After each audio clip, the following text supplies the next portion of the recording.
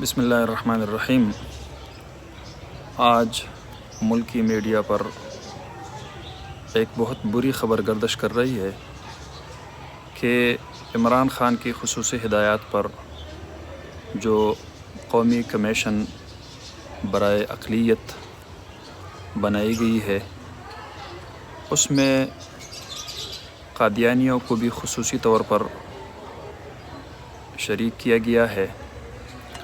چنانچہ یہ ایک انتہائی حساس معاملہ ہے۔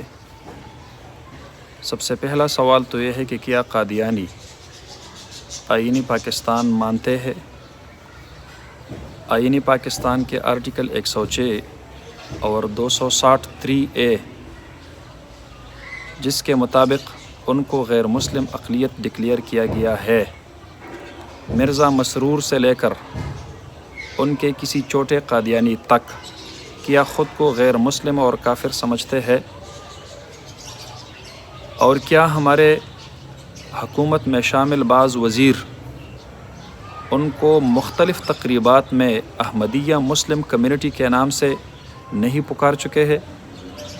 تو کیا ہمارے یہ منسٹرز حضرات ان کو غیر مسلم اقلیت مانتے ہیں؟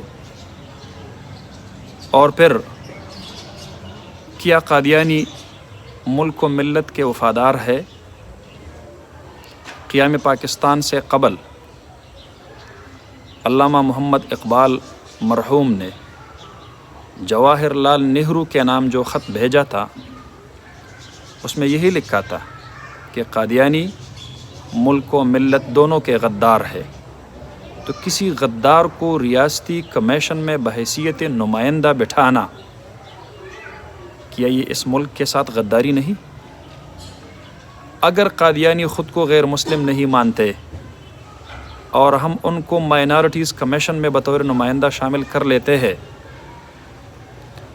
تو ان کو وہ سب قانونی تحفظ مفت میں مل جاتے ہیں۔ خود کو اقلیت مانتے تو نہیں، لیکن اقلیتوں کے لیے، باقی اقلیتوں کے لیے یہاں پر جو حقوق آئینِ پاکستان میں موجود ہے اور جو نیشنل کمیشن فار مائنارٹیز بل 2015 میں پاس کیا گیا، اس کے مطابق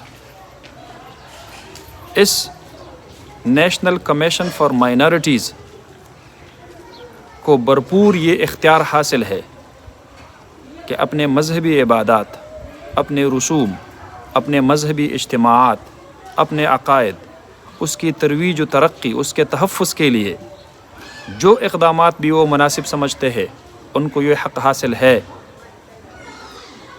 چنانچہ فنکشنز آف دی کمیشن کے تحت اس بل میں لکھا گیا ہے، اس کا جو آرٹیکل 1 سب آرٹیکل F ہے اس میں لکھا ہے کہ اس کمیشن میں شامل ساری اقلیتیں اپنے مذہبی عقائد کو فروغ دینے کے حوالے سے بھرپور حق رکھتی ہے۔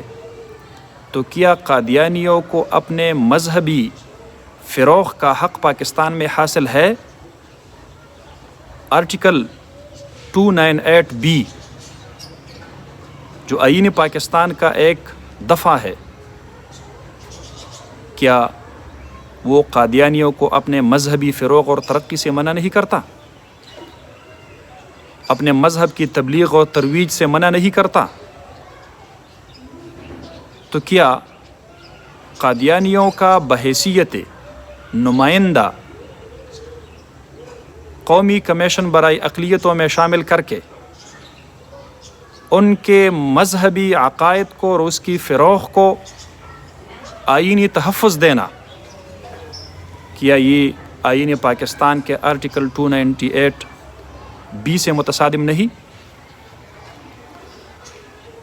اور جو طبقہ، جو فرقہ، جو فتنہ میرا آئین نہیں مانتا ہو، میرا ملک نہیں مانتا ہو،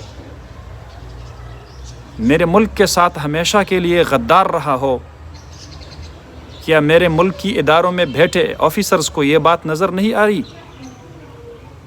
کہ پاک انڈیا جنگ میں رات کی تاریکیوں میں کیا قادیانی جاسوس انڈین لڑاکا طیاروں کو روشنیوں سے اور مختلف لائٹس سے جاسوسی کر کے پاکستانی تنصیبات کی نشاندہی نہیں کرتے؟ تو ایسے غداروں کو ریاستی امور میں دخیل بنانا میرے خیال میں یہ اس ملک کے ساتھ غداری ہے، اور اس کے بہت برے نتائج نکلیں گے اگر قادیانی میڈیا پہ آ کر پاکستان میں خود کو کافر اور غیر مسلم اقلیت مانے، تبھی تو پھر کوئی جواز نکلتا ہے۔ لیکن اگر وہ ببانگ دہل اپنے آپ کو احمدیہ مسلم کمیونٹی کے نام سے پکارتے ہیں، تو پھر کیوں عمران خان صاحب خواہ بضد ہے کہ ملک کی ریاستی اداروں میں ان کو نمائندگی دے رہے ہیں؟ پہلے عاطف قادیانی کو، عاطف میاں کو نیشنل اکنامیکل ایڈوائزری کونسل میں نمائندگی دی گئی، وہی عاطف میاں قادیانی جس نے ایک کتاب لکھی ہے by the ڈانز early glory light, جس میں لکھا ہے کہ میں نے آپ صلی اللہ علیہ وسلم کی پوری زندگی پر نظر دوڑائی تو مجھے آپ صلی اللہ علیہ وسلم کی سیرت مبارکہ میں نفرت کے سوا کچھ نہیں ملا۔ ایسے لوگوں کو ریاستی اداروں میں دخیل بنانا، کیا یہ اس ریاست کے خلاف سازش نہیں؟ لہٰذا